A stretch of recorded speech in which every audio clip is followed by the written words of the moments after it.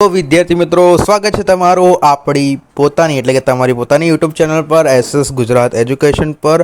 અને મિત્રો, આજે આપણે જોવાના છીએ ધોરણ 11માં જે તમને બીએ સબ્જેક્ટ આપેલો છે। બીએ સબ્જેક્ટ કોમર્સના વિદ્યાર્થી માટે ખૂબ જ ઉપયોગી હોય છે। વિડીયોને અંત સુધી જોજો મિત્રો, કેમ કે આમાં આપણે બધું તમને સમજાવીને કહીશું। ઓકે, તો વિડીયોને અંત સુધી જોજો। બીએ સબ્જેક્ટ હું કહેતો હતો, બીએ સબ્જેક્ટમાં વિભાગ બીમાં આપણે ગાલા અસાઇનમેન્ટ જે તમને આ મળેલું છે, તો એમાં બીજી પરીક્ષાનું ગાલા અસાઇનમેન્ટ છે 2025 માટેનું। તો આપણે આજે એમાં વિભાગ બીમાં પ્રકરણ નંબર 1નું તમને થંબનેલ પરથી ખબર પડી જ ગઈ હશે। તો પ્રકરણ નંબર 1નું સોલ્યુશન મિત્રો આપણે આજે જોવાના છે અહીંયા। તો મિત્રો, વિડીયો જોવા માટે ખૂબ ખૂબ આભાર તમારો। ઓકે, તો આપણે સોલ્યુશન શરૂ કરીએ। અને તે પહેલાં મિત્રો તમને જણાવી દઉં, જો તમે આપણી પોતાની યુટ્યુબ ચેનલ પર નવા આવ્યા હોય તો મિત્રો ચેનલને ફટાફટ શું કરી દેવાનું, સબસ્ક્રાઈબ કરી દેવાનું છે, કેમ કે આ ચેનલ તમને ખૂબ જ ઉપયોગી છે। તમને ધોરણ 11માં હોય, તમે ધોરણ 12માં હોય, કોઈ પણ ધોરણમાં હોય, તો બધા ધોરણના વિદ્યાર્થી માટે આ ચેનલ ખૂબ જ ઉપયોગી છે। તો એજ્યુકેશન માટેની પર્પસની છે, તો તમે ફટાફટ શું કરી દેવાનું છે, સબસ્ક્રાઈબ આ ચેનલને કરી દેવાનું છે। ઓકે, અને વિડીયો તમને ગમશે તો જ લાઈક કરવાનો છે, બાકી તો રહેવા દેવાનું। ઓકે, આપણે લાઈકની કોઈ જબરદસ્તી કરતા નથી। ઓકે, પ્રકરણ નંબર 1નું સોલ્યુશન આ વિડીયોમાં જોઈશું। તો શરૂ કરીએ આપણો પ્રકરણ નંબર 1નું સોલ્યુશન। ઓકે, એમાં તમારો પહેલો પ્રશ્ન છે, આર્થિક પ્રવૃત્તિ એટલે શું?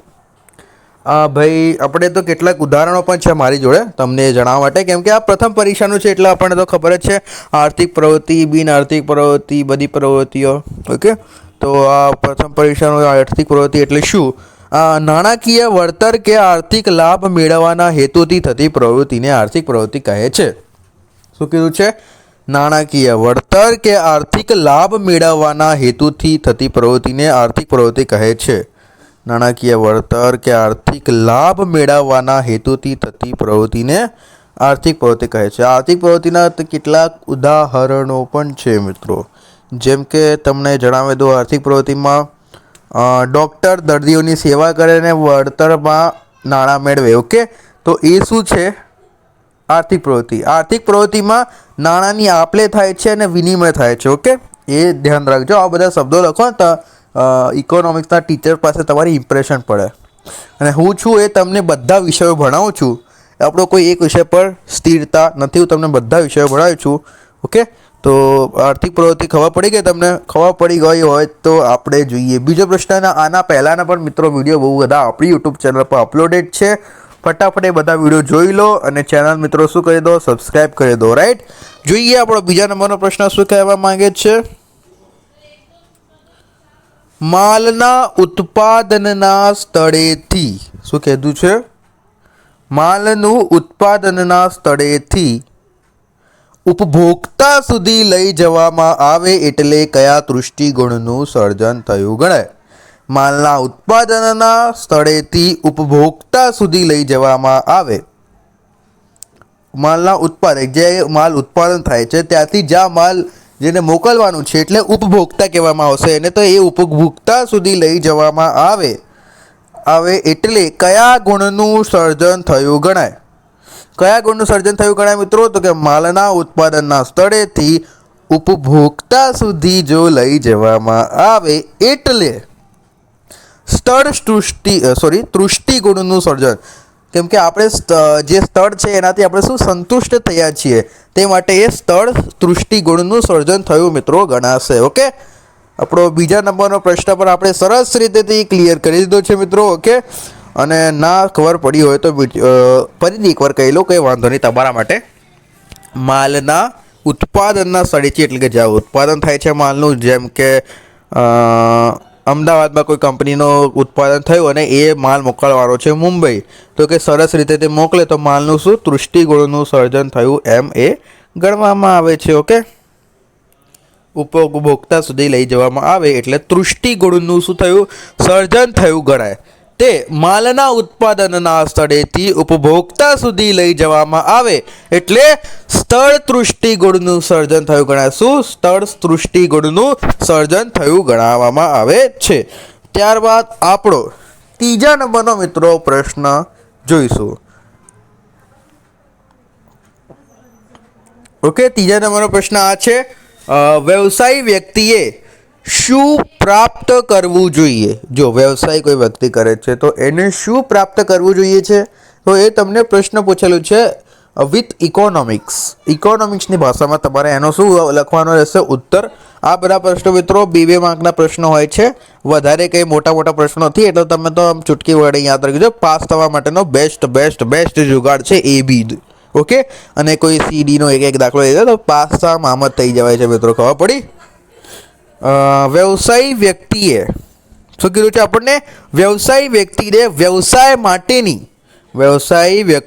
વ્યવસાય માટેની વિશિષ્ટ આવડત, જ્ઞાન, તાલીમ, વ્યવસાયિક શિક્ષણ અને વ્યવસાયિક સંગઠનનું સભ્યપદ પ્રવૃત્તિ કરવું પડે છે. ઓકે, શું કીધું છે? વ્યવસાયી વ્યક્તિએ વ્યવસાય માટે વિશિષ્ટ આવડત, જ્ઞાન, તાલીમ, વ્યવસાયિક શિક્ષણ અને વ્યવસાયી સંગઠનનું સભ્યપદ પ્રવૃત્તિ કરવું પડે છે. રાઈટ. ત્યારબાદ આપણો ચોથા નંબરનો પ્રશ્ન મિત્રો આપણે જોઈશું, અને તે પહેલાં મિત્રો તમને જણાવી દઉં, આજે આખા ગાલા અસાઇનમેન્ટનું સોલ્યુશન આપણે કરી રહ્યા છીએ. તો એ આખા ગાલા અસાઇનમેન્ટના સોલ્યુશનની જો મિત્રો તમે PDF મેળવવા માંગતા હોય તો નીચે ડિસ્ક્રિપ્શનમાં સરસ મજાનો એક ફોન નંબર આપેલો છે, એના પર મિત્રો કોલ કરશો ને એટલે તમને આ આખા ગાલા અસાઇનમેન્ટના સોલ્યુશનની PDF આપી દેવામાં આવશે, જેની કિંમત માત્ર ને માત્ર કેટલા? 100 રૂપિયા છે.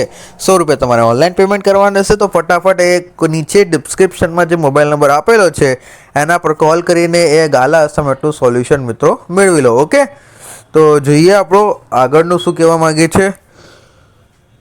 ચોથા નંબરનો પ્રશ્ન આવી ગયા. ફટાફટ આપણે વિડીયોને વધારે લાંબો નહીં કરતા. અચ્છા, ઓકે. પ્રાથમિક ઉદ્યોગના 2 ઉદાહરણો આપ્યો. પ્રાથમિક ઉદ્યોગ એટલે મિત્રો કયા? જેમ કોઈ પણ કરતા હોય, મતલબ મોસ્ટ ઓફલી એને પ્રાથમિક ઉદ્યોગો કહેવામાં આવે છે. પ્રાથમિક ઉદ્યોગના ઉદાહરણો તમને નીચે મુજબ આપેલા છે. એક છે ખેતી, બીજું છે પશુપાલન. ખેતી કરો તો એ પ્રાથમિક ઉદ્યોગમાં આવે. તમે પશુપાલન એટલે કોઈ પણ પ્રાણીઓને પોતાની પાસે રાખો, એમનું ભરણ પોષણ કરો, એને શું કહેવામાં આવે છે? પશુપાલન. મરઘા બચ્ચા ઉદ્યોગ, જે મરઘા એટલે કે મરઘીઓ એ બતકા હોય છે. મત્સ્ય ઉદ્યોગ, માછલીનો ઉદ્યોગ છે, પછી મરઘા બતકા, એ બધું તમે ઉછેર કરો તો એને મોસ્ટ ઓફલી પ્રાથમિક ઉદ્યોગમાં એ તમારો ઉદ્યોગ ગણવામાં આવે છે. ઓકે, એક પ્રાથમિક ઉદ્યોગ આવે છે, અને બીજો શું આવે છે તમારે કમેન્ટમાં જણાવવાનું છે. અને હા, કોઈ તમારે ઇન્ક્વાયરી હોય, કંઈ પ્રશ્ન હોય તો તમે ફટાફટ શું કરો? કમેન્ટ કરો, એના ઉત્તર આપણે આપી દઈશું તમને. ઓકે, ત્યારબાદ આપણો 5મા નંબરનો પ્રશ્ન શું કહે છે મિત્રો? બિન આર્થિક પ્રવૃત્તિમાં કયો ઉદ્દેશ હોતો નથી? બિન આર્થિક પ્રવૃત્તિમાં કયો ઉપદેશ હોતો નથી? તો કે બિન આર્થિક પ્રવૃત્તિમાં આર્થિક લાભ, બિન આર્થિક પ્રવૃત્તિમાં શું? આર્થિક લાભ, નાણાકીય વળતર કે આર્થિક ઉપાર્જનનો ઉપદેશ હોતો નથી. બિન આર્થિક પ્રવૃત્તિમાં આર્થિક લાભ, નાણાકીય વળતરનો કે આર્થિક ઉપાર્જનનો શું? ઉપદેશ હોતો નથી. ઓકે, ત્યાંથી આપણો આ પ્રથમ પ્રકરણ નંબર 1નું સોલ્યુશન મિત્રો પૂર્ણ થાય છે. પ્રકરણ નંબર 2નું સોલ્યુશન જોઈશું આપણે નેક્સ્ટ વિડીયોમાં. તો આપણી ચેનલ સાથે જોડાયેલો, ચેનલને સબસ્ક્રાઈબ કરી દો અને વિડીયોને લાઈક કરજો ગમ્યો હશે તો. અને મિત્રો જો તમે આખા ગાલા અસાઇનમેન્ટના સોલ્યુશનની આ PDF મેળવવા માંગતા હોય તો નીચે ડિસ્ક્રિપ્શનમાં જે તમને મોબાઈલ નંબર આપેલો છે એના પર કોલ કરો. આખા ગાલા અસાઇનમેન્ટના સોલ્યુશનની PDFની કિંમત માત્ર ને માત્ર મિત્રો તમને 100 રૂપિયામાં આપી દેવામાં આવશે. આખો ગાલા અસાઇનમેન્ટનું સોલ્યુશન રહેશે એમાં. ઓકે, તો જરૂરથી નીચે ડિસ્ક્રિપ્શનમાં જે મોબાઈલ નંબર આપેલો છે એના પર કોલ કરો. ઓકે, તો મળીએ નેક્સ્ટ વિડીયોમાં.